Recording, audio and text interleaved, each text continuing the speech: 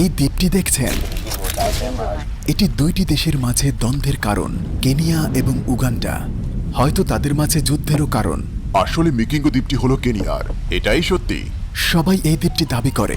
ম্যাপেই আপনি দেখতে পাবেন দুই দেশের যে মধ্যবর্তী সীমানা আছে তা দ্বীপের একদম কাছে। ফলে উগান্ডা এবং তানজানিয়া উভয় এটি দাবি করে। ম্যাপটি এঁকেছেন ব্রিটেন। উপনিবেশিকরা ম্যাপ আঁকতে জানেই না, তারা যেভাবে ঔপনিবেশের ম্যাপ এঁকেছে তা একটা সোজা রেখা। কিন্তু কেন সবাই এই দ্বীপটিকে চায়, আবার পুরো লেকটি নয়?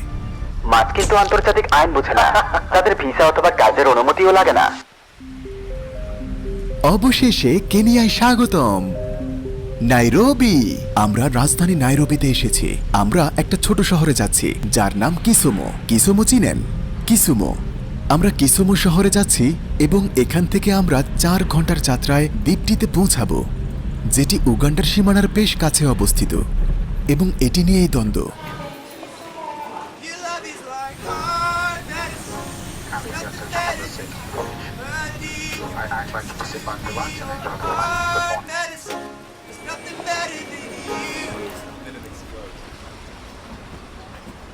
হাই, কিসমতে স্বাগত।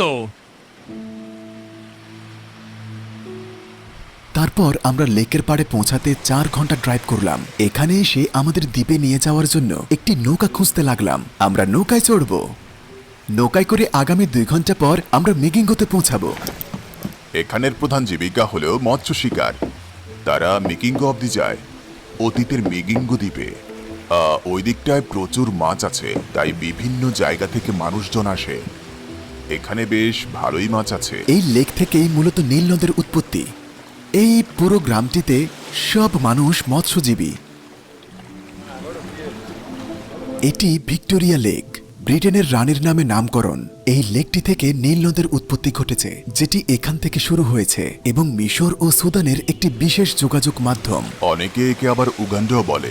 মাঝে মাঝে তারা ভূমি ও দ্বীপে আক্রমণ করে। তাই? এই কারণেই, হ্যাঁ। আসলে মিকিঙ্গো দ্বীপ হলো কেনিয়ার, এটাই সত্য। এটা কেনিয়ানদের, এছাড়া আর কিছু না।